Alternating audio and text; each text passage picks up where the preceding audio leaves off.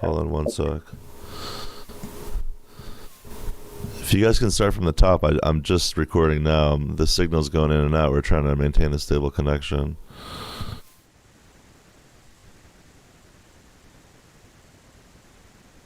We're going to start from the top.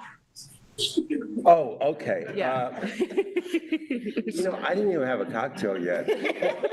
Okay, so I would like to welcome everyone to the Design Review Board. I would like to thank Ann Duffy for her several years of service and serving on the Design Review Board.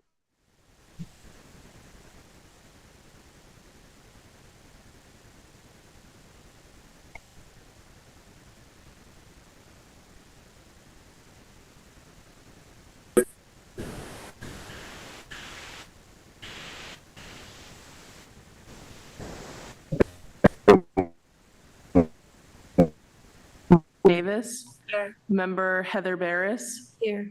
Member Lisa Larson. Here. Village Attorney Lisa Perillo. Here. Thank you. The next item on our agenda are the minutes of August 19th. Are there any corrections or questions? If not, I would entertain a motion to approve. Do I have that motion? Cheryl, thank you. Do I have a second? Second. Kristen, thank you. All in favor? Aye. The next item is 32 Ocean Avenue. This is a preliminary.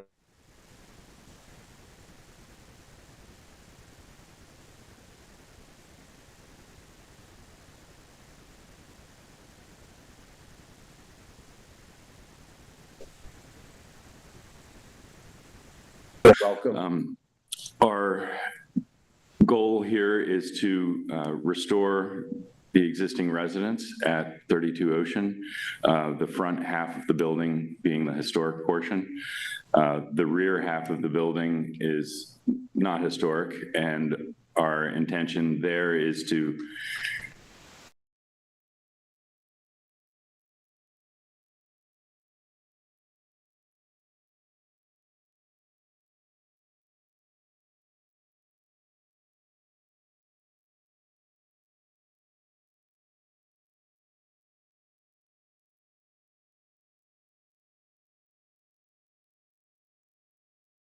the rear portion of the building. Okay. Thank you.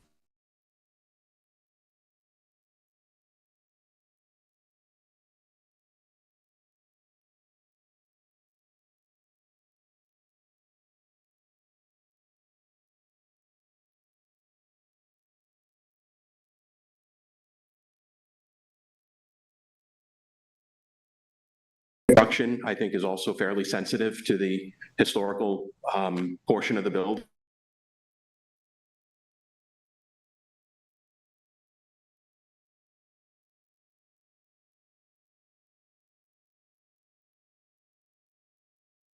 Visible, if you're looking at the house from the street, it's not at all visible. The restoration component of it does appear to be compliant with the design guidelines, and it looks like a very nice improvement to the existing building. And the variances that are required have been scheduled for the zoning board, and the additional variance that Chris did mention is for the garage, which is being tucked back in the rear corner of the lot, which is consistent with the historic development pattern of most of the village, but particularly the historic districts. So pushing the garage out to meet the required setbacks, I think it was encouraged for them to slide the garage towards the back and tuck it into the rear corner of the property. So if you have any specific questions for me, I can try to answer them. Board members have questions? Thank you. That concludes our review. Any other questions? And I just want to say, the people who own the house, the elderly couple, they were lovely. I spent many lovely times there. Very nice, and congratulations on your house. I wish you the best. Okay, the next item is podium at 9. Yes, hi. Hi. Don't worry about it. Yes, please. Thank you.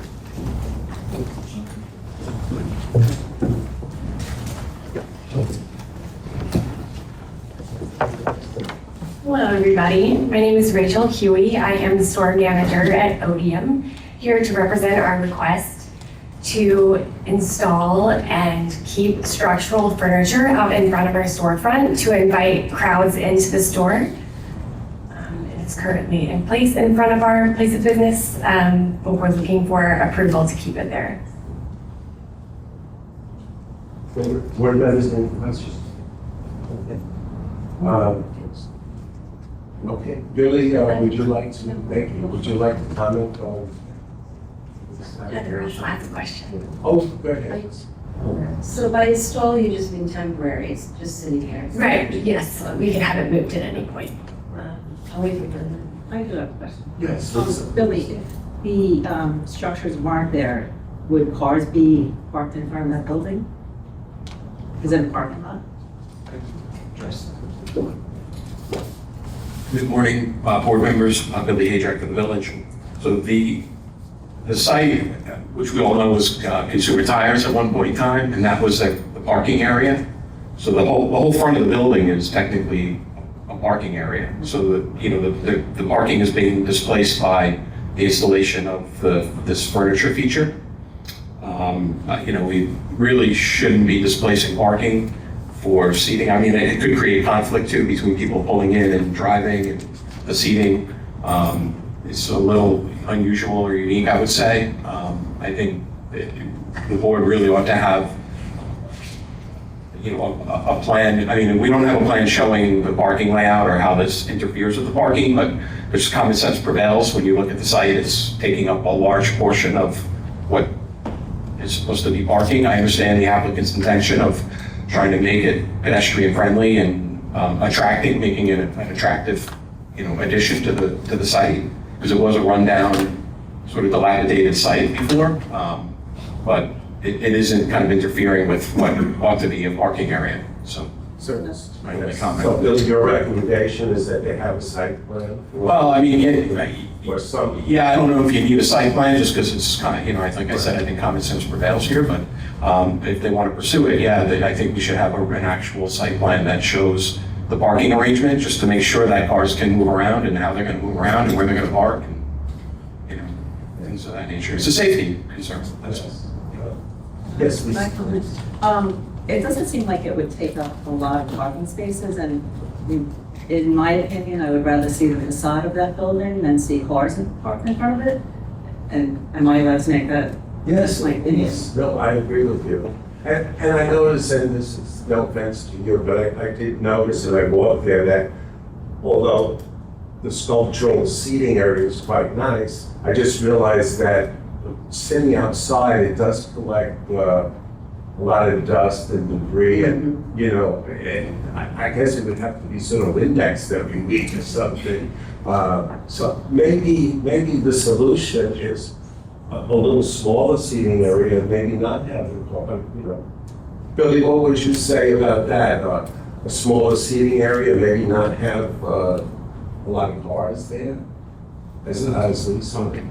Board members, how do you feel about it? Well, I live across from there, so typically, that space, Consumer Tires, it was not so much for parking, it was more when you bring your car in, they would kind of use that area. So it was more situational than actual, leaving your car there. I think the furniture is cool. I think that whole area has kind of a cool vibe now between the gallery and that. I think it's looking interesting. And I thought that the different installations over the summers have been interesting.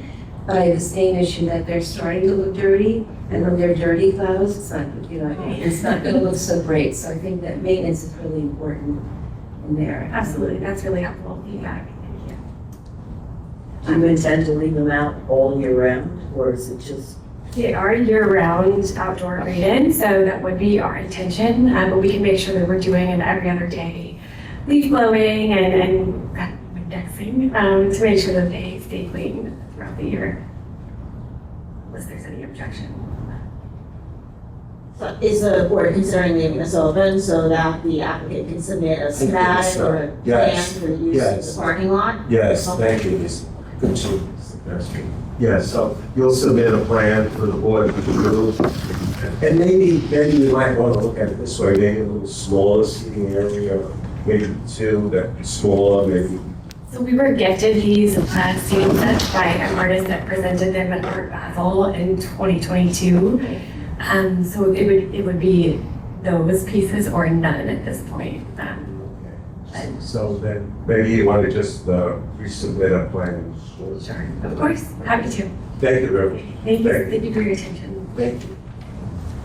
Can I Okay. just add something to that? Maybe if they are important from an artistic point of view, maybe add something about why they're relevant and important, because if that adds something to the village or consumers and customers, that's useful to know.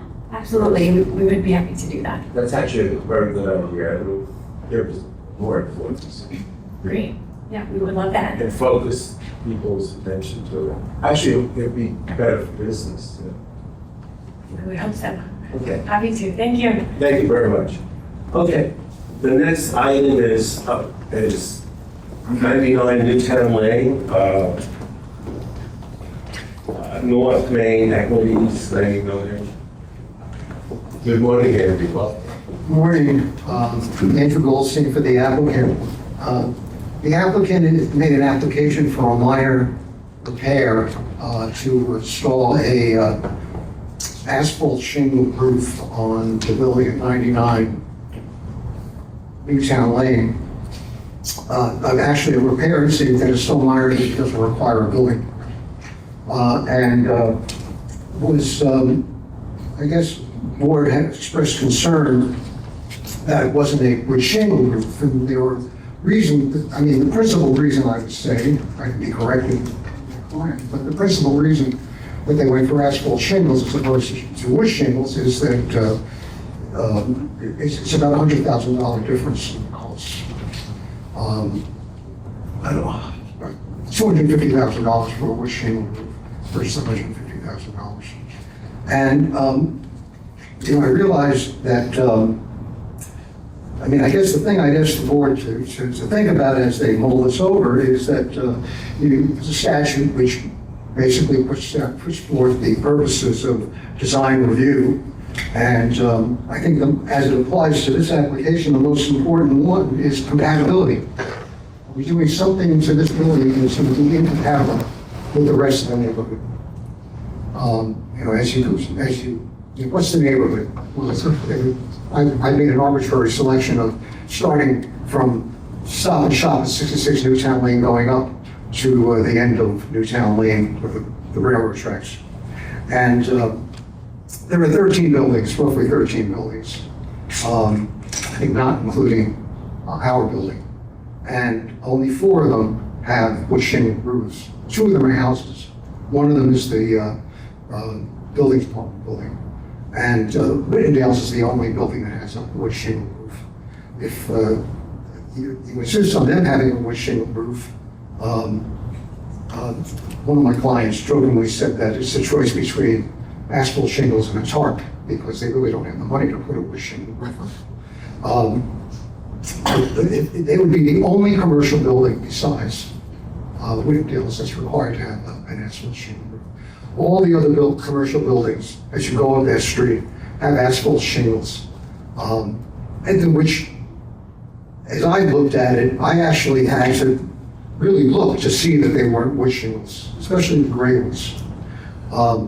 These are not, these I guess, are not your mother's asphalt shingles. This is a $150,000 roof. You have pictures of it. This is a picture of the brown version. I don't know if they intend to put gray or brown.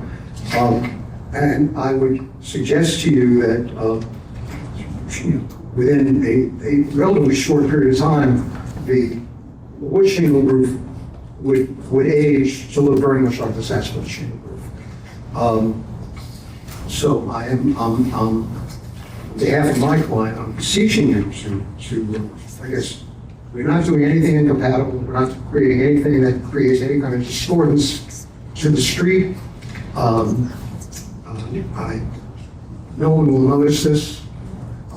Frankly, it's always occurred to me whenever it talks about streetscapes, most of the people who are driving down the street, they actually shouldn't be looking at the buildings. But This is not a historic district, this is not a historic building. So I think that the asphalt shingles, especially applied to this building, will not do any violence to the good features that make this an attractive commercial area. Can I say something? Sure. I really don't think it's the purview of this board to make decisions based on the cost of. Excuse me? I don't think it's appropriate for us to make decisions based on what it costs the applicant. Our job is to look at the historic district, the commercial district, maintain the character of the village. And if somebody buys a building or a house in that district, it should not have an impact on our decision, what it costs that person. Well, you are permitted to take, the statute allows you to take some may not be determinative, but you can look at costs as a factor. You're not Really, prohibited from doing it. what do you think about that? Yep. I mean, Let's let Andy finish, and then we'll go to Billy, and I would also like. I would never talk at the stage. Andy, I'm sorry, what did you say? I'd like Mr. Ajak. Oh, the thing that, when the project was originally approved back in 2003, in commenting on the shingles, the board said they relate well to the residential area around. There's a house next door, which used to be the Dayton Malls, happens to have a wood shingle roof. The other residences are, well, one is on Mushmore Lane, but the Pleasant Lane street, I mean, probably about 40% of the houses on Pleasant Lane have asphalt shingles, which you can't, by the way, the view of Pleasant Lane has no impact on the view of this building. And one other point, I don't know, remember, Randy, there was it was a funeral home, remember that? And That had asphalt shingles, that building. yeah, and Cheryl, you probably worked on that, did it have asphalt shingles? Yeah, wood shingles. Oh, it had wood shingles, okay, all right, thank you, Andy. Billy, your input, thank you. Good morning, board members, Billy Ajak with the Village. So when this building was renovated from the funeral home to the current use, it was a somewhat contentious application. The board worked with the applicant or the owner at the time to come up with a design that they thought was fitting for the change of use and for the alterations that were being made to the building. And they do expressly state in the decision, the site plan approval, that the building should have, cedar shingle, roof on it and clapboard siding. With that said, the commercial district design guidelines for this section of Newtown Lane, as Andy described it, actually it's broken down as North Newtown Lane, recommends for roof material either cedar shingles or asphalt shingles. So from the design guidelines, they are an appropriate material, but I think that's, the board has the discretion to, on a case-by-case basis, decide based on the size of the building, the scale of the project, the overall changes that are proposed to the use. I mean, it's a board decision to make, but it is, asphalt is an appropriate material if you want to go that route. Yes. Yeah. Based on the overall site. And Billy, is the board meant to look in at the? I'm not going to comment on whether or not cost is a factor. That's a question I would defer to the village attorney on. That it's not in the, as far as I can tell, it's not in the guidelines or the design standards. That's what I read. So I think the general charge of zoning is to enhance property values and protect property values. I don't think it really relates to the actual cost of building something. It's more about protecting value and property value. Right. And one other comment, I've been doing this a long time, and Ray, you've been doing this a long time, and you do know, if you put a cedar shingle roof on after several years, you get a lot of lichen and algae all over it, and you do also know this. I've been here 50 years. You put a gray asphalt roof on, or even brown, in a few years, you really have to take a ladder and go up there to see whether it is an asphalt roof or not. So let's not forget that. So there's a sense of practicality. You have 4 buildings with asphalt, with cedar shingles roof, as opposed to how many are there total? Andy? 9. 9. So, I mean, it's a consideration. So Well, I feel strongly you Yes. should keep it as cedar because once you make this determination after it was specifically in the original application that it had to stay cedar, every single roof in town is going to be asphalt. There's no way you'll be able to justify, well, you made this decision for this one. Can you speak louder, this please? is not a story. This- Right. Sorry. Okay. That's your opinion, but. Let me just say about price. Yours, chapter 121 says, in its endeavor to improve the quality of a design, the board shall keep consideration of cost in mind, but cost shall not override the other objectives of this statute, of this chapter. And here, we're meeting the other objectives of the chapter. Cost is a factor, but we are creating, we're going to install a roof that's compatible with most of the other buildings. And we will be the outlier with a shingle roof. Andy, thank you. Lisa, please. I'd like to comment. So as you said, it's not a historic building and it's not in a historic district. Right. Okay. So most of those buildings are asphalt. And in fact, a lot of them had more exposure than 99. 87, UPS, Rock Central, they have a lot of exposure. Coincidentally, 3 years ago, I had replaced 2 of our roofs.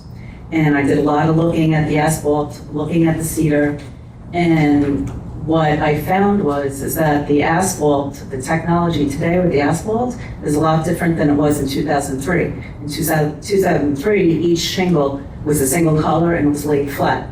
And to me, that's not attractive. But today, they use multicolors on each individual shingle so that it creates depth and dimension, and they're layered. So they really mimic today's cedar shingle. So I like the weathered look that they have, and I think it will look lovely on the weathered buildings. And I'm fine with it. I think, and my question to the board is this a precedent? Like, if there's other applicants, other commercial buildings that need roofs, are we gonna have them put cedar shingles on theirs? I mean, that's my question. Is this setting a precedent for commercial building owners? Lisa, what do you think about that? Well, generally, as when the board makes this decision, it does set its precedent. I don't know the facts of this particular case, I'm sitting in for 10 today, so I didn't get a chance to review the application. However, it depends on whether or not this building has any special circumstances. Is it in a particular location that makes it individual and distinguishable from others? If it is similarly situated and the same as many of the other similar use buildings in the area, then yeah, you would be departing from or setting a precedent with the decision. And were the other buildings that you're comparing this to, I mean, were these put in front of the design review board or were these roofs changed to asphalt? Zoning regulations, which has a shingle roof, but they voluntarily put it on. And to be quite honest with you, it's a small roof, it's set back from the street, and 99, you really have to really look up there. Do you know what I mean? You have to stretch to look there. Meanwhile, all the other buildings, as Andy says, and Lisa's totally correct, the architectural, they're called architectural shingles, right, Ray? And they look just fine. The way they're designed, they have shadows, so it's not like a flat, like years ago, like they have texture and they have design, and I really think that I don't see anything wrong with them. My preference, however, is the gray architectural ones, because I love gray. But other than that, if you put brown in a few years, it's gonna look great because of the algae. And at least Lawson is probably all red. Color is weathered wood, which is actually like a whole suit of gray. When first I can definitely tell a difference. Lisa, your point is well taken. I'm also restoring a historic home right now in the village that's not protected, and I could have put asphalt shingles, but they do look different.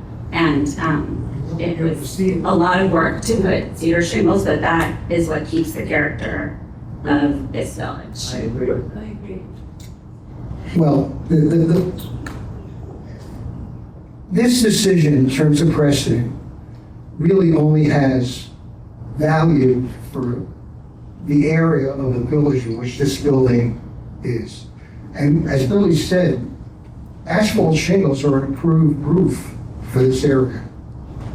So the village has already said that it's an appropriate roof.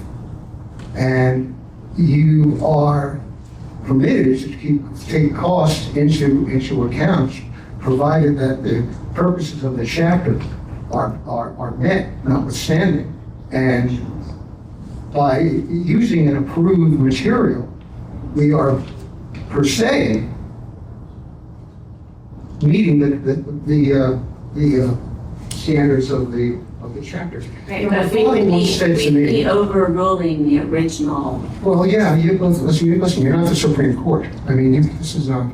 But like my father once said to me, don't put your hands in somebody else's pockets.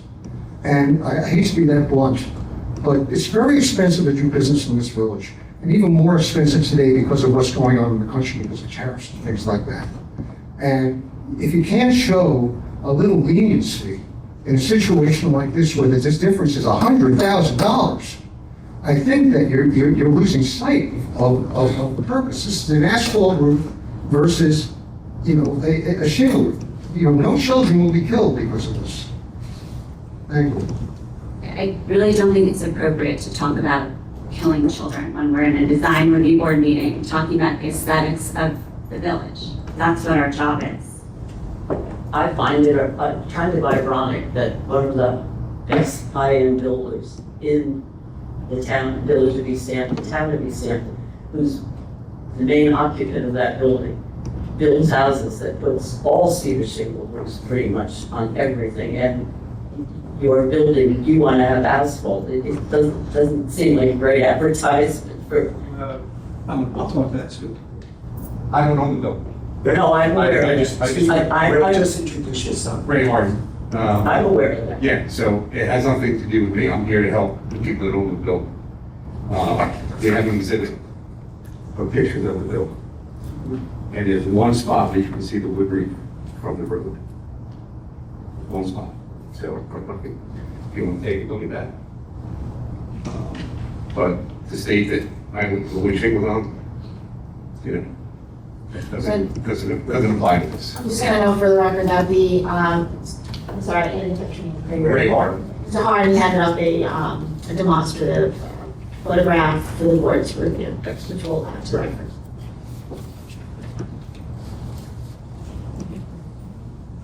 Billy, is it relevant to the decision how much of the roof is seen by the public? Or is it more about the character of the building? Yes. Whether or not it's visible is clearly something that the board takes into consideration. In the prior application, the dismantling and reconstruction of the rear portion of the building, we tend to, for a historic building, we would look at its impact on the historic nature of the building. So, the view shed and what you see from the street is important. Yeah. My personal opinion is this, and I've been here 50 years. When you're driving down Lily Pond Lane, and you're driving down Egypt Lane, and you're driving down a lot of these districts in the village, and you look up and you see a cedar shingle roof, it looks appropriate. But if you're driving down an industrial, and we're talking like, honestly, it's not a historic district. This is my own opinion. Who's gonna look up there that much to say, and it is a big, tremendous difference. I just really feel that, I just think, I don't think by putting an asphalt architectural series roof up there is gonna be hideous or anything like that. If you're building a house or you're reconstructing a house or you're designing a house and it's on Woods Lane and it's the entrance to the village of East Hampton, you look left and right and you're coming to a gorgeous pond and you see beautiful huge estates that have wood cedar shingle roofs, it's appropriate. But if you're driving down a road in any of the villages out there, anywhere, and you're just looking up, nobody's gonna look and say, oh my goodness, that eyeglass place doesn't have a cedar shingle roof. I don't know, it's up to the board, but I just think it's a slippery slope to say it's an industrial area well, it's versus not, look, the village. We're trying to it's a maintain. commercial area, you have Stop and Shop. Does the Stop and Shop have a? Yes. Do we want to look like Stop and Shop? No, it's not. I'm just saying, it's there already. These things are there. But we're There's four, one by one. We're protecting it one by one. I don't. A lot of those shingles are old, they're old and flat and just singular in color. Yes, They're not the newer ones that they make today. exactly. Yes. Okay. Let's be clear. Yeah, please, introduce yourself. Yes, North Indian, I work for North Main Equities. I also I did a lot of research in the original building permit that Mr. Kropinski presented to the village back in 2003, and I did read the adopted resolution. If you read the resolution and you look into this, it talks about that everything's fire retardant. Wood shingles are not fire retardants. He had to put an application on them. It's a commercial building. So there was an extra added to that. If you also look into the building permit, and I got it through the portal from the village, the plans specifically say asphalt, not wood shingles.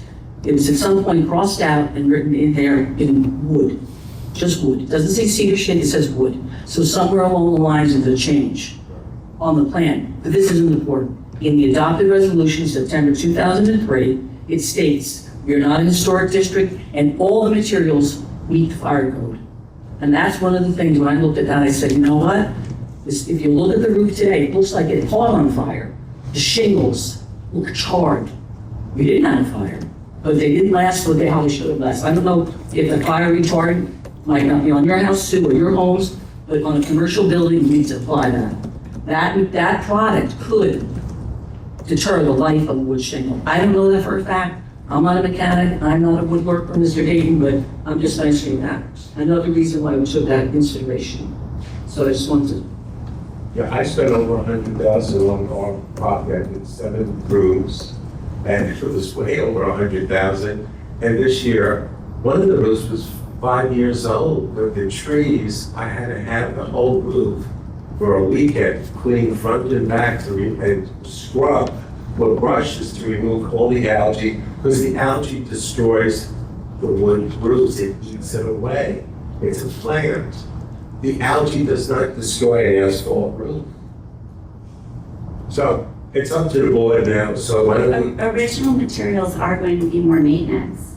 Everybody knows that, so it is true, you have to power Why don't wash. we just take a vote? Shall we take a vote? Does anybody else have any comment? I think, I walk by that building all the time. I think the issue here is that it's not the Stop and Shop. You can't compare it to that. It's an imposing building, it's a beautiful building. It's really one of our most beautiful buildings. And I think that part of it is the textures, is the woodworking, is the plan. I remember when it went up. I do fully understand the maintenance issues. I understand the practicality of it. I would like to see this exact roof somewhere. I haven't, and maybe I have, maybe I don't. But you do see a lot of roof there. And we keep talking about driving by it, but when you're walking by, it's a different feel. It's a different feel, but I do understand the practicality. I do understand the monetary aspect of it, the upkeep, and quite frankly, the environmental impacts as well. But I think that really at the root of it, what we're talking about, it feels a little bit like a loss, it's so beautiful as it is, and now we have to change it for reasons other than wanting to change it for visual reasons. Is it possible to see the exact shingle? Right here. Sure. Nora 50 and. I'm gonna note for the record, I'm sorry. That's okay. Just gonna note for the record that, I believe the applicant submitted this, sample of the cedar shingle, of the same group shingles, asphalt shingles that are being presented to the board. It's being demonstrated by the board secretary. We saw that last time, but I'm wondering if it's installed anywhere that we can see it? We have asphalt shingle on the roof currently. There's areas you don't see asphalt shingles. In the flat roof areas, I've only been on one of the flat roof areas. We have asphalt shingle and another flat roof material, it's like an asphalt one. Paper, I don't know what it is exactly. Installed on another building, perhaps on a pitch that we can see it, the same color and same. Well, I'm sorry, what was the question? If it's installed on another building, that we could go see. Oh, this, Yeah. we just recently did, I don't know if it's the same shingle, the property where 74 Montauk Highway is the Red Horse. All three of those ones recently did, all three of those. I didn't know you did that. Yeah. It looks beautiful. They're beautiful, yeah. They I did a great job. I was there on your. Yeah. Yeah, the same company is gonna do this roof for us. They do all kinds of roofing. We chose them because they were quick, they were there, they showed up, they did this in the wintertime when we had a major leak. We were also having a leak, but the point is that we do have asphalt on the property, just don't really see it. One of these areas where we have the asphalt is where we're having a major leak because we have some Texture 111 and some other product up there that you don't see because of how high the peak of the roof is. So our air conditioning connects with and things like that. So there is that material does exist, you just don't see it. Is it possible to compromise and have, I'm sorry. is it possible to have asphalt shingles replace the current asphalt shingles and I'm sorry. is it possible to split the roof and do the asphalt on the back and the cedar shingles where the pedestrians? Split the roof. Well, you said There is there's the wood in the front, you can't even see it. I don't know, I didn't think of it like that. I mean, you really, the one picture Ray passed around, when you stand in front of the building, you can't see the roof. You can see the roof from the back. But I When you pull could take the a parts picture and- where you can see the Yeah, roof. you see it when you're walking by, but that's not, Yeah, no, that's like, it's inside here, but when you stand in front of the building, it's not like you see the roof, but, I just wanted to mention what else was on the roof that we're not really even discussing. We have the Texture 111, we have asphalt, and we do have this other material that, needs to be addressed, so. I mean, when we passed by the Red Horse, they had an awful asphalt roof on there before, which was, as Lisa said, it was very flat. And I think it was black, it was like just monotone, and it looked awful. And now they put the architectural series on, and honestly, when you pass by it, it's very inviting, it looks good. So, I don't know. You see over the street, the asphalt shingles, you couldn't tell the difference whether they were wood shingles or whether they were asphalt shingles. They maybe the only way you can see it probably from the rear of the building. But once those shingles were on there, you couldn't tell the difference between that and wood. And I think they hold up probably a lot better than the shingle. I'm a wood shingle man myself. I'd like to see wood shingles. They have their place. And I think the building like I this, agree. once you put those on, you'll be able to tell the difference. Yeah. And I have a lot of experience in construction. Ray has a lot of experience in construction.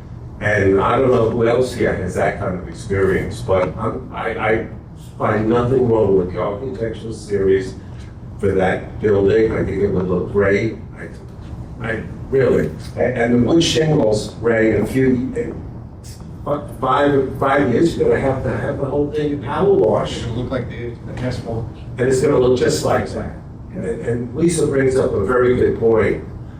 The old architectural series were very flat, they were monotone, they were boring looking and dull. Now they have the architectural series, which looks like good ones. It's There's an extra table. yeah, it has, as Cheryl says, it has that extra tab. Yeah.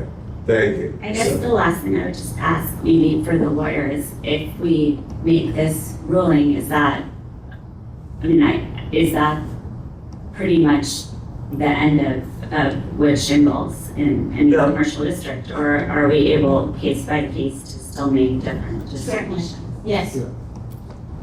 Can you say? Yes, certainly. You can consider each application as it comes before you, its specific circumstances, history.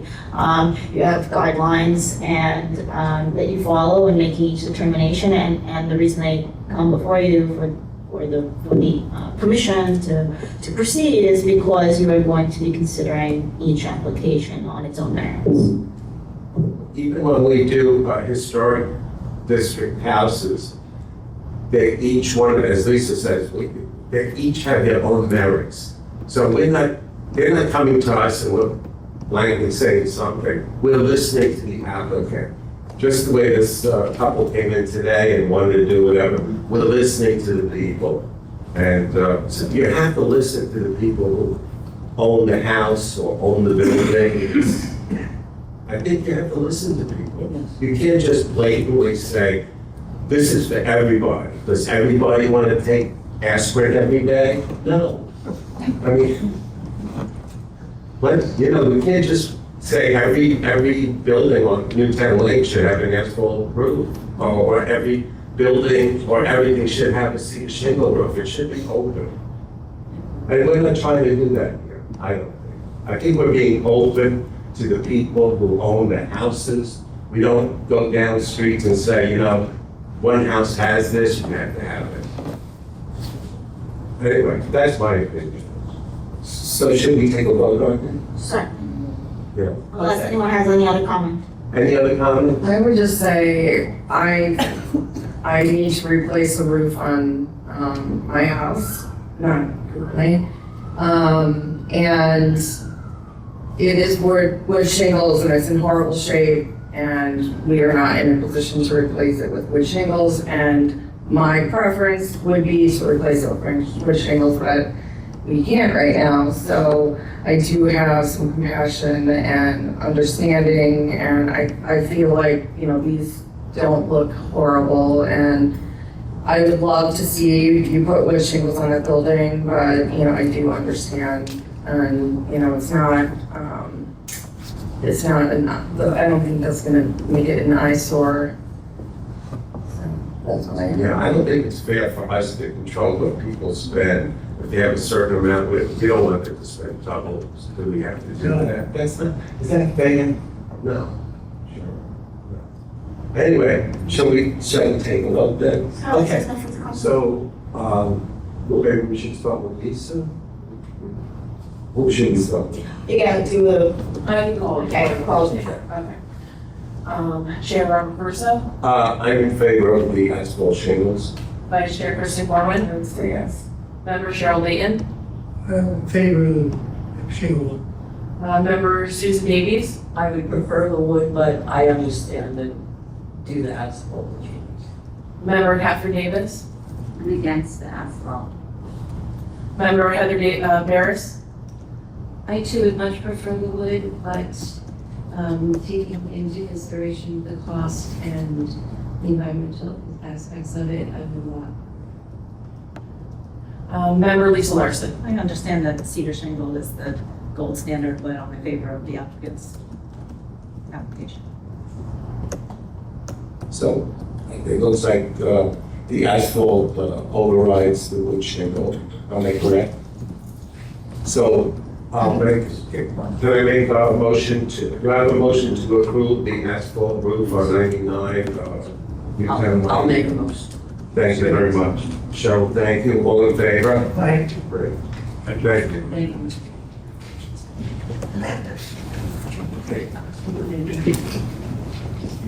you.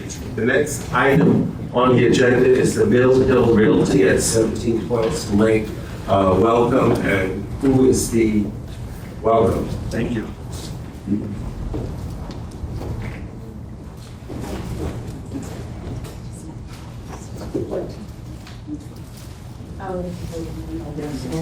Yes, the board has these. Okay, so you don't remember. Yeah, I gave it to the board. I'll keep this here. Okay.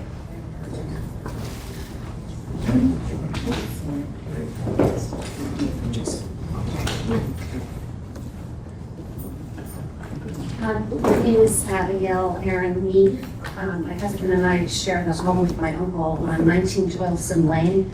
And unfortunately, he couldn't be here today. He had some doctor's appointments that he couldn't cancel, so he's asked me to read a statement for him. He's watching on YouTube, I believe, so if you have any questions afterwards, I can certainly give you his telephone number. Although Mill Hill Realty has modified their plans, I remain strongly opposed to the DRB approving the newly revised proposal to build a brewery and what now appears to be a restaurant rather than the original tavern beer hall next to my property on 19 Toilsome Lane. My opposition will remain unless the board addresses the serious problems that special event permits would create and works out a compromise to protect the quality of life our neighborhood has enjoyed for many decades. The issue must be addressed because Mill Hill Realty could easily use special event permits to bypass the protections for residential neighbors. These permits would allow uncontrolled, unwanted noise and loud music from outdoor speakers, as well as live or disco music, which could attract large crowds of partygoers, disturbing the peace and significantly diminishing our quality of life. The plans reference on acoustic memo prepared by Sound Sense, which proposes, quote, various ways in which sound from the restaurant can be mitigated so that it does not cause a nuisance to nearby residential properties, unquote.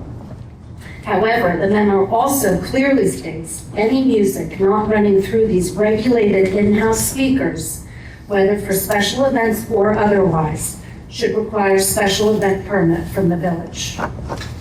A restaurant is permitted to apply for up to 10 special permits each year. This means Mill Hill could apply for permits nearly every weekend during the summer, hosting indoor and outdoor events, rock concerts, or other gatherings, without giving neighbors any protection from invasive noise. Even in their May 22nd, 2025 letter to the DRB, they acknowledged that loud music can be a nuisance. It is clear that Mill Hill is aware that these events would be a nuisance, yet they still want the option, when applying for special event permits, to use outdoor speakers and host live outdoor music, even if it makes their neighbors' lives unbearable. Mr. Balson recently stated that he understands the parameters and would not create a nuisance. However, this is only a verbal assurance. If the Diamonds were to sell the restaurant, a new owner would have no obligation to honor any agreement that is not in writing. On January 16th, 2024, Alex Balson told the board, quote, "This is geared to be a family place. Come have a meal. Enjoy the tranquility," unquote. Yet the new plans show a 6,954 square feet allocated to the restaurant and kitchen with only 7 tables inside, but plenty of space for as many as 25 more tables. The plans also include a very large bar room with 18 bar stools, although only 9 are in the plans. I'm sorry, can I interrupt you for a moment, please? Sure. My understanding from the agenda is that this was an application before the board. Are you making an application to the board? No, I'm doing the application's already gone through it, right? This is public comment on it? It's not a public hearing yet. Oh, okay. So then it's not appropriate to hear this statement at this time. It's when it's scheduled for a public hearing that you should be making your presentation to the board. Okay, and so this is it? I can't finish the statement? Have you? Is there going to be a public hearing scheduled? I don't know the status. There's no public hearings. There's nothing scheduled. I'm the lead agent for the village. So this is a site plan application. It's a work session. This application will be scheduled for a public hearing where the neighbors can take as much time as they'd like to address the board and respond to the application. As a courtesy, the village has provided neighbors or concerned residents with a few minutes, or 3 to 5 minutes to address comments. But generally, you hear from the applicant first. The applicant presents it, the board discusses it, and then if there's anybody in the audience that would like to comment, as a courtesy, during a work session, they would have a few minutes to address the comments. But this type of a presentation, I think, is more appropriate for a public hearing. Yes, yeah. So, which will be scheduled in the future, you'll have an opportunity to do this again. So he can let me know or. You'll be, if you're the neighbor, you'll be noticed, you certified mail. Okay. Well, thank you. Thank you. Is there any other questions or comments from the public?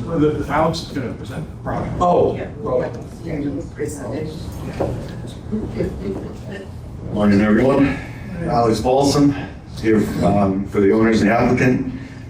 So, we've been before you a couple times, this is our third time here. It's been a bit of time since we were last here, so I'll do a little bit of review and you go with the easy and fun stuff, right? What does this thing look like now? So maybe I'll bring this closer so I can speak in that.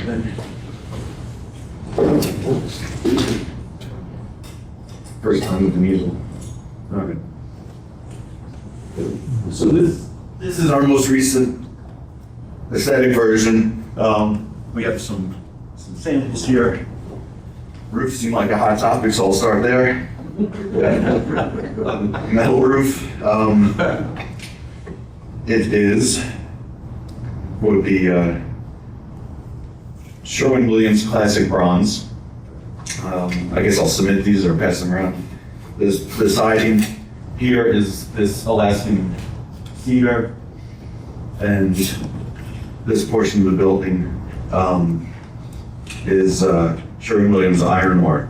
It's board and batten siding.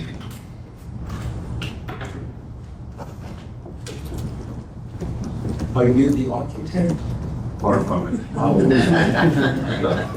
Oh, you're the attorney. Yeah. Let's see. These were just, again, because it's been a minute, this is what we started with a couple of years ago, right? So we've changed quite a bit, and I just wanted to make this board just for reference as to. And it changed for the better, I think so. without a doubt. Thank you. Yeah. That looks so industrial. This looks like, I'm thinking like, who's the architect? Yeah. Who is the architect? Ben Shaliff is the architect. And we also have an out-of-town architect who specializes in these type of projects for this industry. But he's working with Ben and here's just another rendering of the current version from the other side.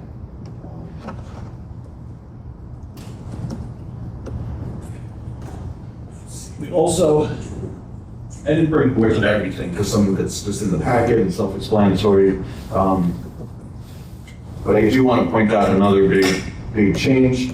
So this is our current, up here, is our current lighting proposal that we revised since the second time we were here. You can see, so that, we come in here, there's one way in, one way out. We have some lighting here that are represented by these circles for exterior lighting. And just to put that in context, our original lighting proposal, maybe a little ambitious, these were all of the lights that we had. So we took out about 2/3 of the lights. I don't have a board for this, but obviously we also increased but beefed up the transitional yard setback here, which is along Mr. Aaron's property. The deciduous trees that we had proposed are now mostly evergreen trees. May I ask a question? Of course. So, with the design of this layout here, what are the areas where this restaurant, if they have, and they will have outdoor seating and noise-related items, where would that area be? And where would it be exposed to the public? Great question. All right, so I'm going to put this up because this is again our current version. So this area here is the outdoor area. And how many square feet is that approximately? I don't know, but it's not much. What's the, what, does it have the distances, the lineal distance? Yeah, no, I don't have that, but but to put it in perspective, this square here is just shy of 3,000 square feet. So I'd say we're less than that, or not more than that. There is, we did add a sound attenuation wall here, right? So we go from the edge of the building to here, and we box this in. There will be plantings on both sides of that wall. We added some plantings here after we met with Mr. Aaron. As we said in our materials, we did hire sound sense to take readings of the area. And we did this, we met with Mr. Aaron, and Sound Sense went on his property, took some readings as well. Right. They did their analysis at a 55 decibel threshold. 55. Which, as they said in their memo, is really, I think, generous to the neighbors. 65 would be almost more normal and considered more background noise, I guess you could say. Yeah. So they brought it down to try to meet 55 decibels.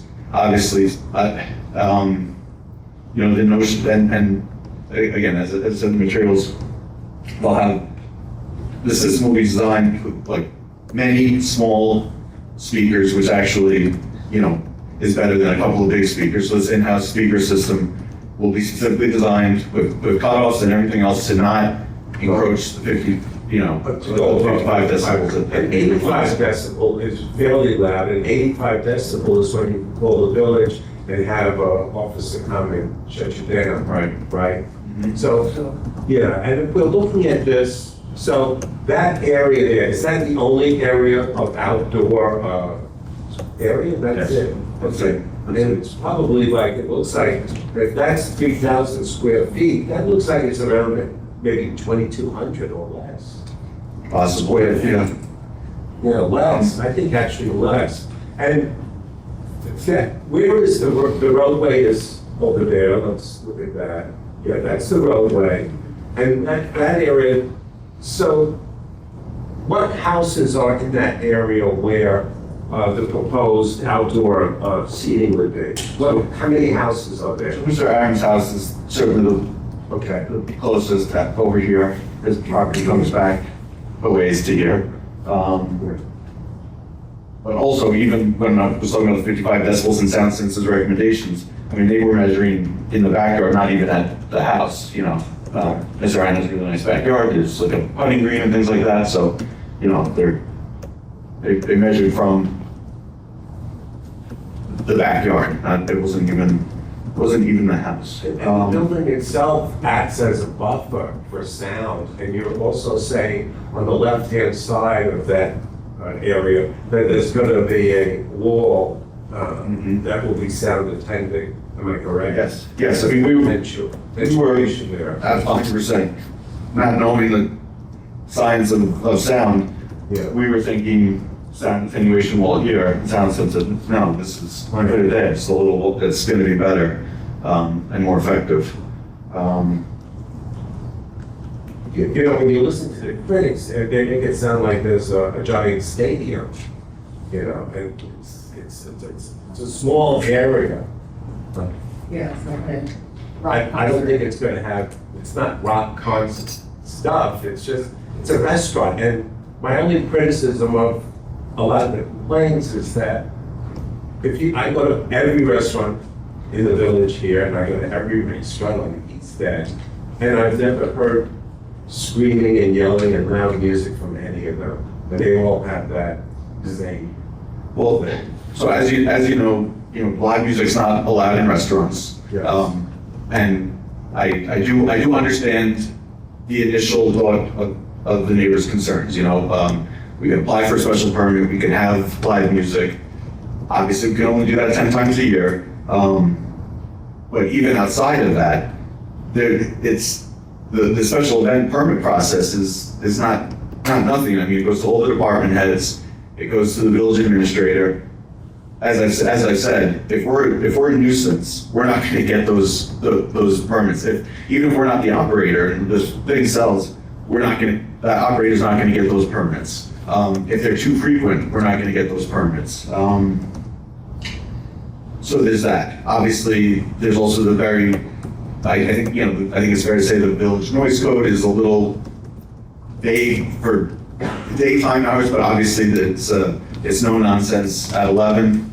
So there's also that protection. And again, we want to regulate the result, not the process. We could have 5 events at the place, or any number, I don't know why I said 5, but any number of events that are done without being a nuisance. They're done respectfully, they're done, in compliance with the permit, and so I just don't see how, any additional covenants or restrictions above the protections that are already in place are going to be effective here. I think once they abuse it once, that's it. So they can't, they're not going to get away with abusing it more than, okay, you know what I mean? And I think people and neighbors and whatever, people will, yes, listen. I share the neighbor's concern with the noise because I live in the neighborhood. Even if I didn't, I would still share that concern. So my question is, with the outdoor speakers at 55 decibels, will Mr. Aaron be able to hear the music during the day if he's sitting at his pool? No. The answer is no. He will not. It's designed so that at his border, there won't be more than 55 decibels. So I don't think that means that the speakers themselves are set at 55 decibels. They're set and designed and positioned in a way so that they're not, whatever sound is reasonably expected. And I know enough to say that they're environmental, if it's misty, the noise can carry more and things like that. So, but big picture, these things, the whole system is designed and set and locked so that it won't be expected to. So it won't penetrate Correct. across the street to the side?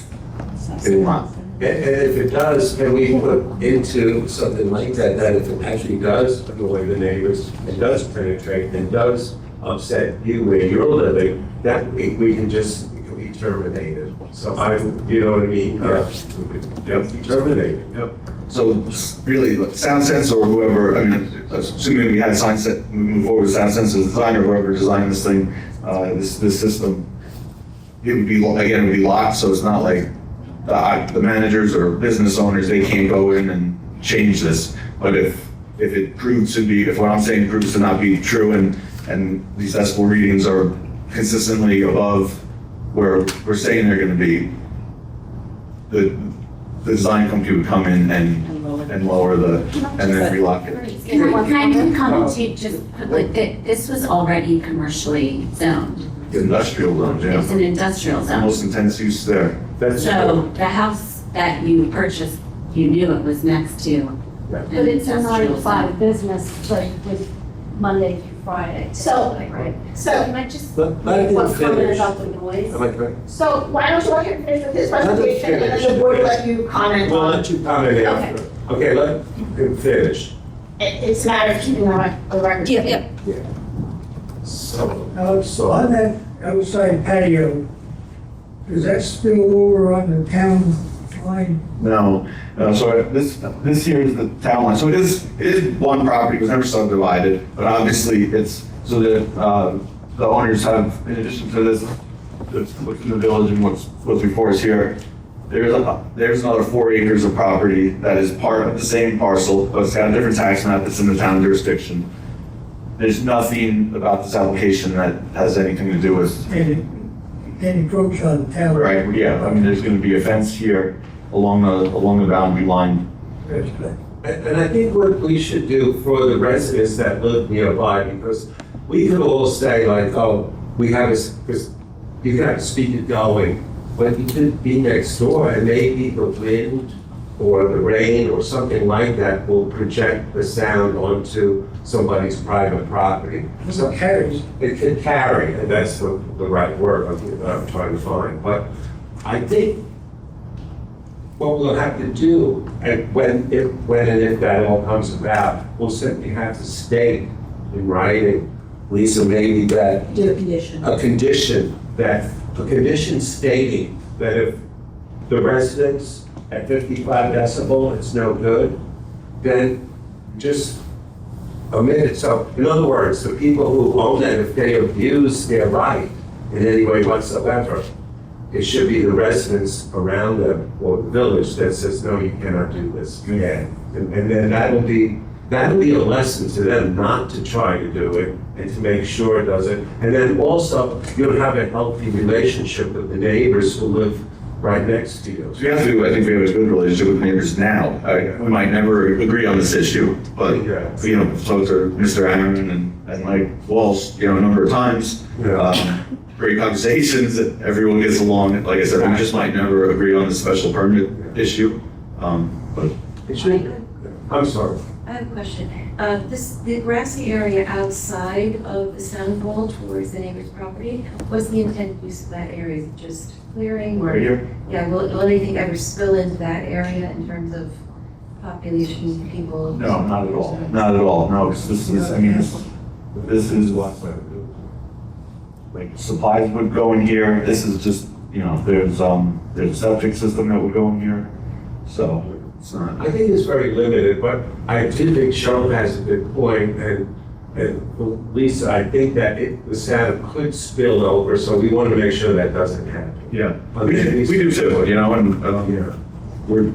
Do you need speakers on the outside of the? Yeah, well, I don't know. I don't know, honestly. We didn't, all I know, I think that if small speakers could be put out here and it's, again, compliant with the 55 decibel thing, regulate the result, not the process. I honestly we didn't get that far in terms of what we're saying means that all speakers have to be inside. I think a better idea would be this. If you're going to have something like this and it's a beautiful design, it's like 10 times better than what you had before, I think you're going to do something like that. Have speakers inside your development set at a certain level, and I would eliminate all speakers on the outside. And if you have a band that comes and they're going to play from 8 o'clock to 10 o'clock, whatever the shut-off time is for the village, you should have the band or the musical ensemble do what they're going to do. But I would eliminate all speakers on the outside of this building because it is going to spill over or carry over into the neighbors. So I would go ahead and preface that by saying no speakers on the outside, speakers only inside, and no screaming and yell, you know, normal, you know, get civilized groups, you know. Yeah, no, absolutely, understood. Again, I would counter that point by saying that, because, again, we didn't speak to sound sense as to whether this, you know, a properly designed system would or would not include outdoor speakers, but again, to me, if they said, yeah, it doesn't, there would be absolutely no noise intrusion with these speakers in this location, even if they're not within the four walls of the building. I think it's very limiting to tell them they can't have any speakers on the outside of the building. It's a restaurant with outdoor dining, and I lived in the village on David's Lane for years, and every time our neighbor put on their outdoor speakers by their pool, I was basically listening to their music the entire afternoon. I mean, that happens just in residential areas. So. Yes, and you're talking about a residential area, so a commercial area, the speakers are gonna be on from the moment they open to the moment they close. And I don't think that's what there was no restaurant I've been to, unless you could verify that I've been to, from either Montauk or Southampton, where they have speakers inside the restaurant, or outside rather. I never heard of one. They all have speakers. They're just background music. Every restaurant has. I've never been. Sure, I don't know if it's appropriate to call specific ones, but I know I have definitely been to restaurants in town that have outdoor speakers. Again, we're talking about background music on the day-to-day operations, you know. It would be more appropriate to just go with the decibel limitation, but not tell them what they. But we don't want it carrying over into the neighbor's place. So, well, I guess that's something we have to discuss. I just have a question. The village doesn't read decibels. There is from what I understand, there is an 85 decibels level. Am I correct? They don't, right? Let's have the building inspector speak as to the noise ordinance. Okay, all right, good, okay. Then you just introduce yourself and welcome. Thank you. Joe Palermo for the village. I'm not aware of the code where it has a specific decibel level. Familiar with the town does. Oh, the town does. Town does.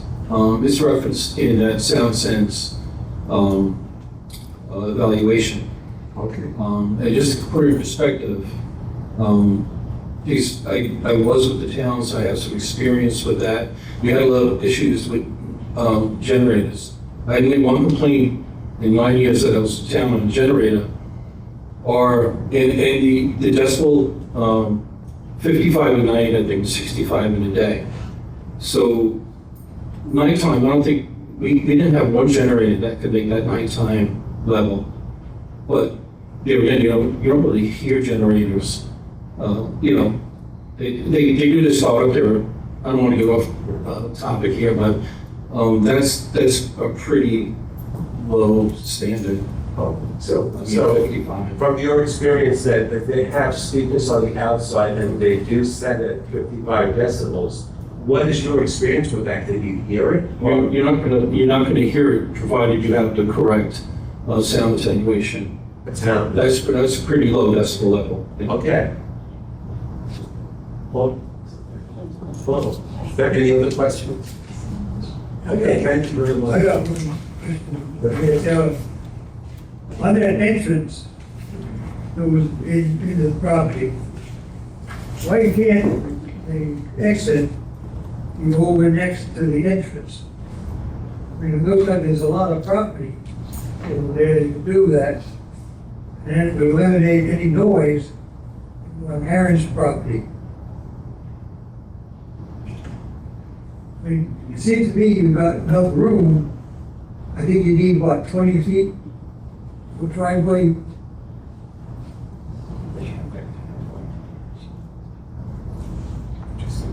Well, the idea was that we think it's safer to come out.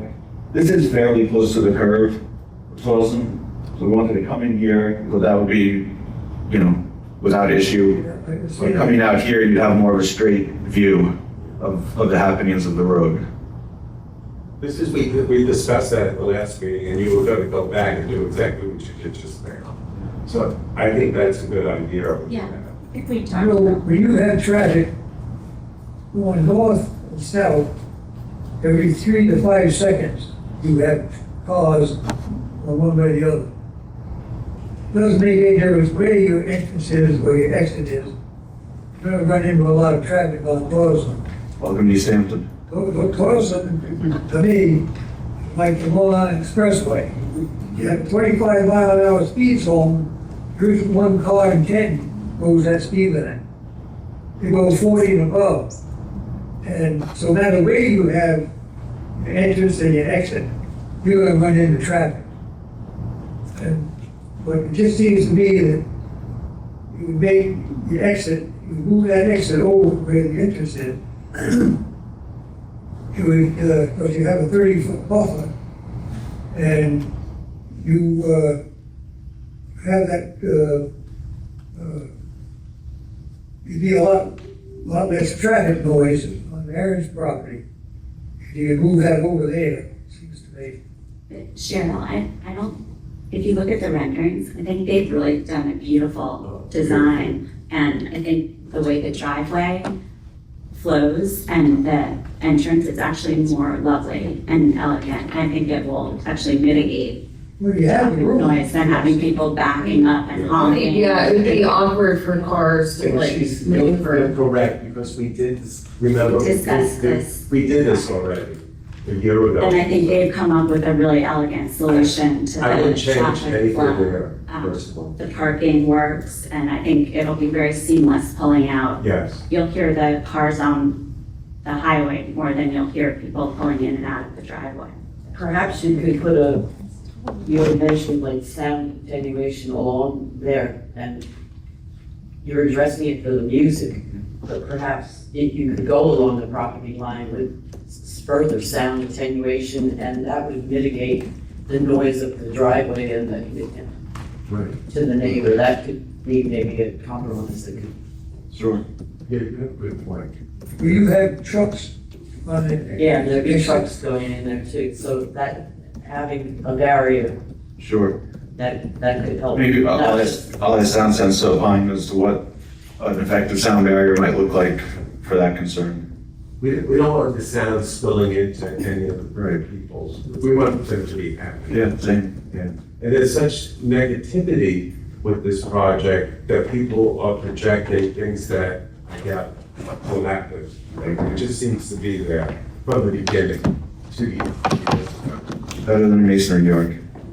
Yeah, I was gonna say, it could be a pool company or a service station, and it could be way louder, during the day.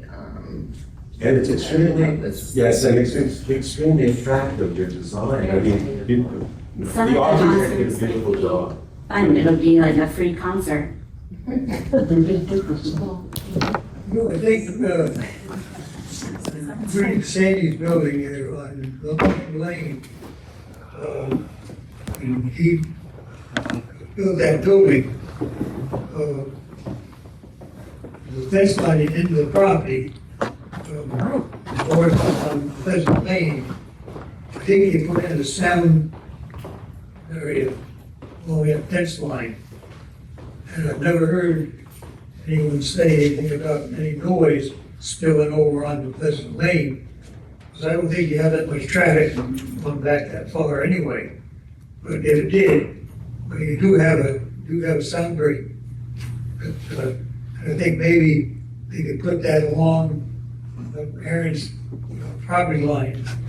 They're gonna put up a new 6-foot stockade fence. How you would incorporate that in the fence. But, I think that'd be helpful. Yeah, no, we would certainly be, if it were gonna offer any mitigation, we would certainly be open to it. Like I said, I think I'd ask Sound Sense, given how high would it have to be, et cetera, and would it be effective, at a reasonable height? So he does have a hedge along there, which is good. It would block some of the traffic. They have a hedge in front of my house, but it doesn't seem to slow the noise down to the traffic. Looks like they're planting a lot of screening as well Yeah. on that edge. Yeah, I think they did a beautiful, I think the layout's really nice. Thank you.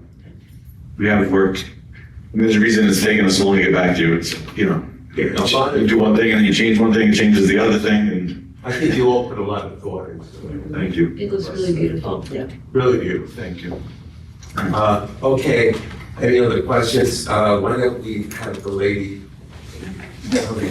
Just regarding the noise, I know from my bedroom window, there's a gym just across the way, and I can hear, I mean, it's fine, it's like 8. I'm sorry, what's The gym, so facing over. Yeah, so where the offices are, there's a small gym there.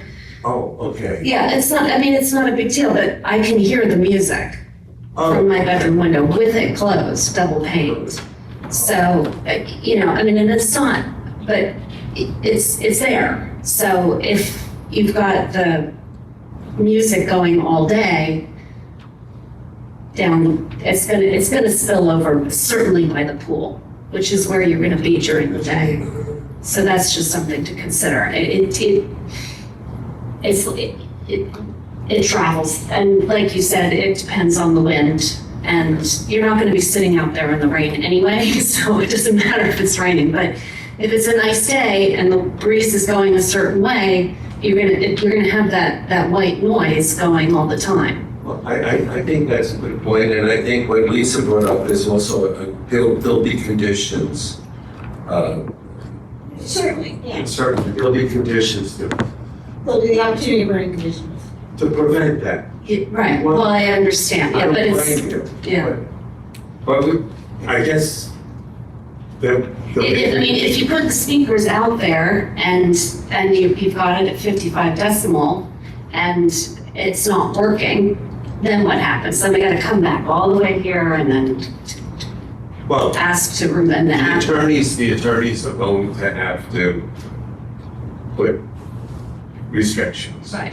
So, And then there'll be enforcement of the conditions. yeah, that's it. So you have a good point as a layperson, but I think the good thing about it is, and I would be concerned too, but I do think the attorneys will put conditions in there that are enforceable and that, you know, well, no, because we don't, I wouldn't want to hear noise as I'm in the pool. Maybe they should do some decibel readings from the gym, and maybe the windows were open and the loud, for sure, the yes, music that's- is loud, and you're right next to it too. Yeah, so it's, I mean, and, you know, I'm upstairs, so it goes up because it's straight across from my room, so, but it's the way the wind blows, so just wanted to make this point. Thank you very much. Any other questions? Yes, Mr. Chairman, a few brief questions, comments. Sure. My name is Michael Walsh. I'm an attorney. I represent Mr. and Mrs. Aaron. We live next door, 19 Toilsome. And as Alex mentioned, we've had a good conversation over the past several months and years about the project.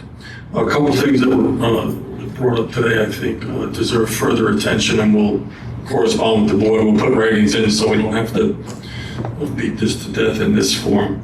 But Mr. Chairman raised the issue of this grassy area, for example. How big is it? Is it 3,000 square foot, 2,200 square feet? I'll get to the outdoor speakers in a moment.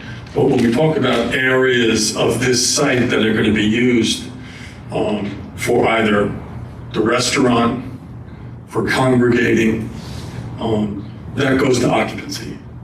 And what I see here is the occupancy number is going to be different depending on what agency you go to.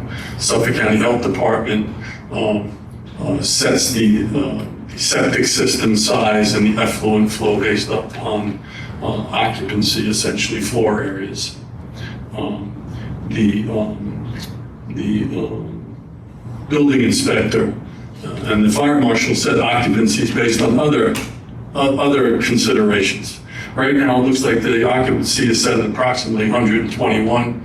You have 61 parking spaces. Parking is driven by occupancy. Occupancy is driven by parking. So without getting into the numbers and the specifics, I would suggest to the board, it does make a difference to you whether the ultimate occupancy of this site is 250 persons, 200 persons, 121 people.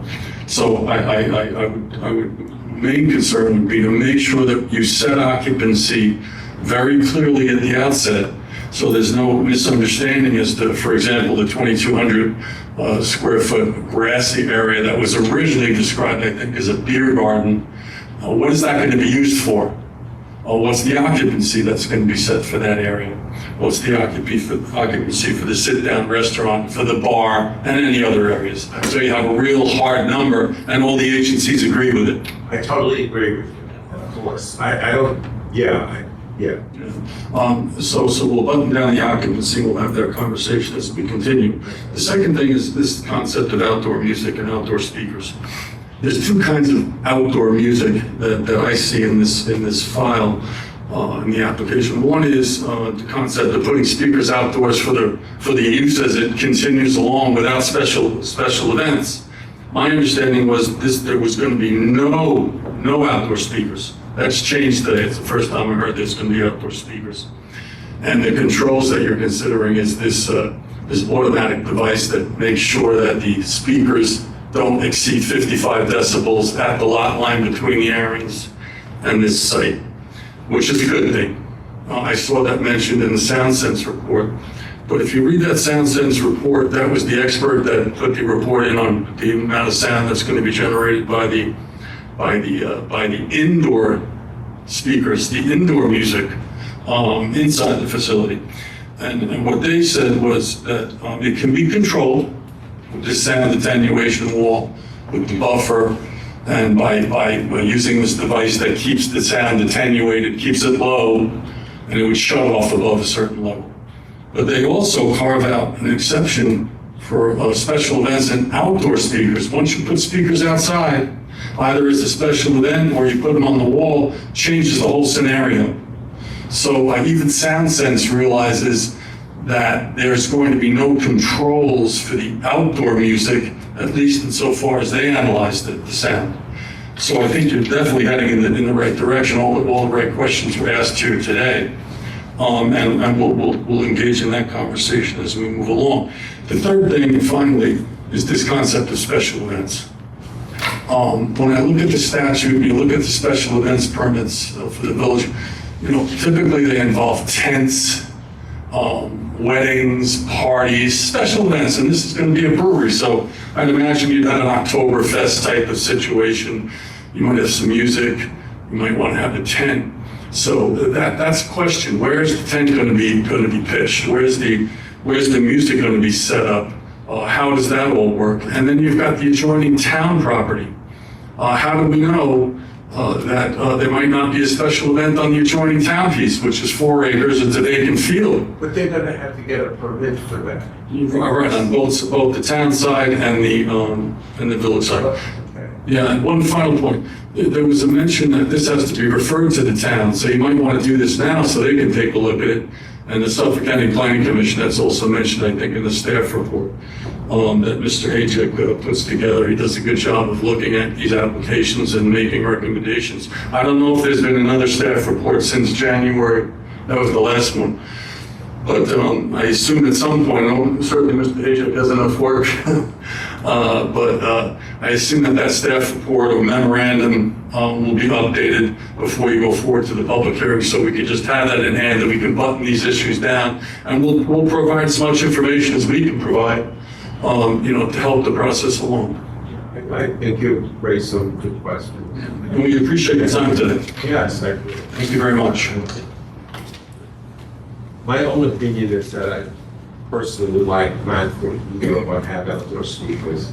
I think if you're going to have a band there, have a band, or if you want to have some classical music or whatever you're having. I was just Well, gonna I say, don't mean a band, I mean like musicians. but if a band comes in there with their own speakers, you're not controlling what the decibels are. I mean, you just got a sound guy, just cranks it up. I'm not saying that, though. I'm saying like, I'm not in the music. I'm not thinking like a stadium, Grateful Dead. No, but still, even if you go to one of the wineries, and they have one of the local bands playing, they put up their stanchions with their big speakers and. Well, I think you just don't have that, you just have people play something. You don't have to have speakers in 2,000 square feet. 2,500, you don't. We're not. It's all electric. We're not at Main Beach, and we're not listening to every Tuesday. I don't know what bands you're gonna find that are not gonna want. I'm not saying a band, I'm saying a musical accompaniment, 4 or 5 people playing some music. That's a band. Do we have to decide on the speakers today, or can we? Yeah. This is just work. This is just, conversation. I'm just trying to say, we don't have to have outdoor speakers. I think personally, we shouldn't have them. But anyway, Bill, do you have any comments on any? Yes. Thank you, Mr. Chairman, members of the board, Billy Hajek for the village. To pick up where Mr. Walsh left off, so procedurally, the application at a certain point has to be deemed complete, where you feel like you have enough information to deem it complete and schedule it for a public hearing. I'm not exactly sure if you're there yet or not, but I defer to Alex to see if he's going to submit any new information. But we should be referring it's complete enough for submission to the village's consulting engineer, given the extent of curb cuts and drainage and grading that's involved. This should be referred to the rating group for their engineering review. So I think it's right for that. And we can also refer this application to the Planning Commission now, which, as Mike indicated, was a recommendation of my earlier report, and to the town, because it's within 500 feet of a municipal boundary.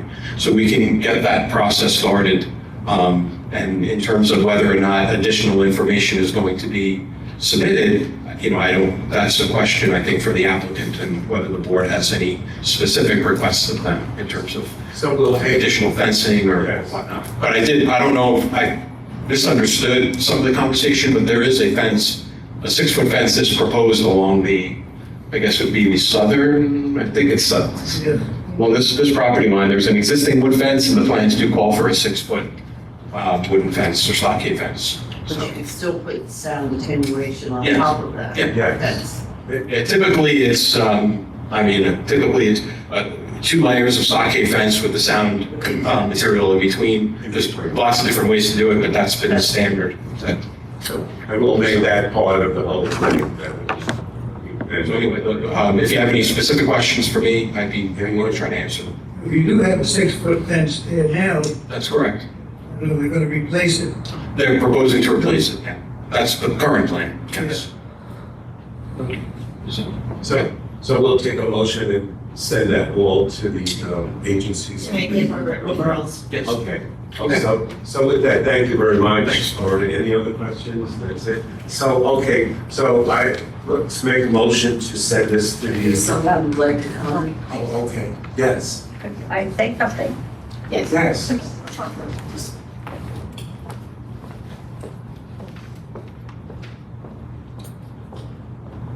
Just introduce yourself. Yes, good morning. I'm Janet Dayton, and I'm a homeowner on Toilsome Lane.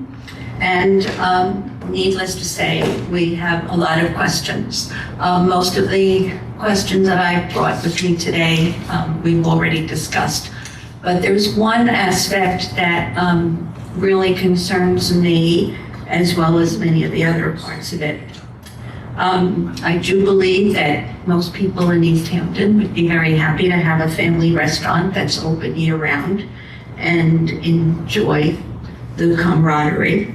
But the one thing that bothers me is the special events. Now, I noticed there are 62 parking spaces. That could possibly bring like 240 people or 240 whatever it is, to about 240 people there.